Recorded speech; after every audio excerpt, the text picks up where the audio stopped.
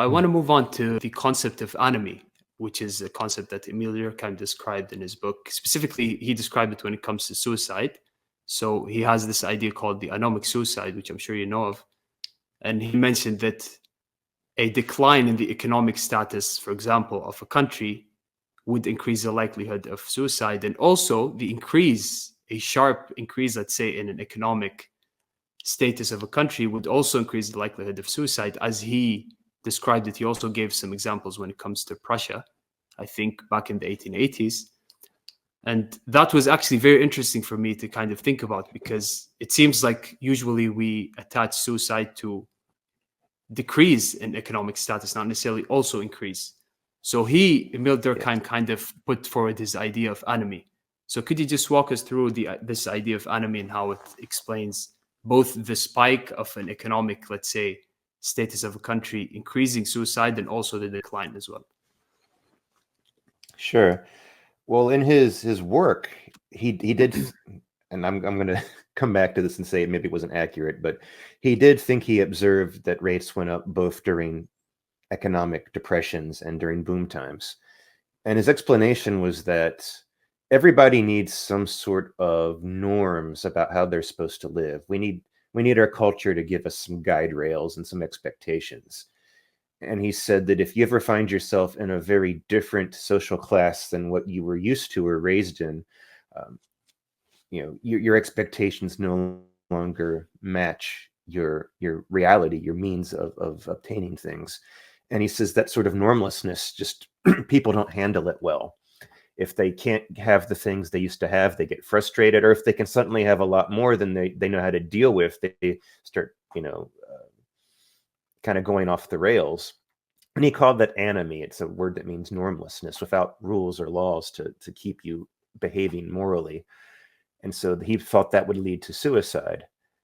I think as a psychological theory, there's something to that. I haven't investigated the psychology of it very closely my own self. I focus more on the structural factors. But I am going to say that regarding economic mobility specifically, I think he's only half right. We don't have any evidence that economic booms generally cause suicide rates to go up, and the upward mobility as such causes suicide. And this has been studied a lot in the century since his work. And it seems like his own finding might have been the result of a data problem, because they changed how records were kept as the society got richer. And so it made it look like there was a suicide spike when really they were just recording them better.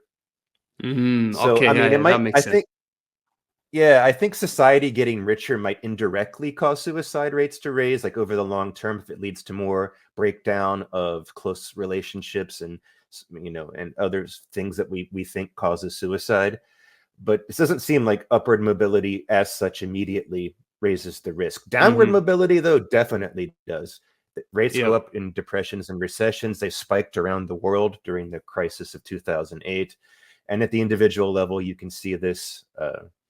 Losing a job is very risky, especially for men, to lose their position and their role as providers. That can double the suicide risk in some countries. And you see, when you look at individual cases, a lot of the times, not every time, sometimes it's like pure depression, sometimes it's health problems, but a lot of the time you'll see guys who've lost jobs, had foreclosures, had some sort of economic disaster that motivated them to do it. So that definitely is a real pattern.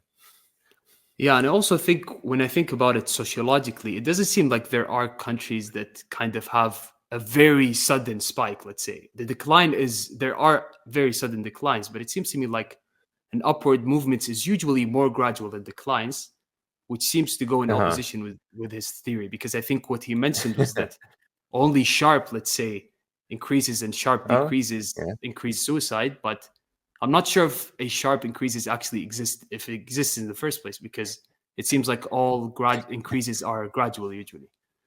Yeah, climbing's a lot slower than falling down. Exactly. Yeah, exactly. So I think it applies to this as well.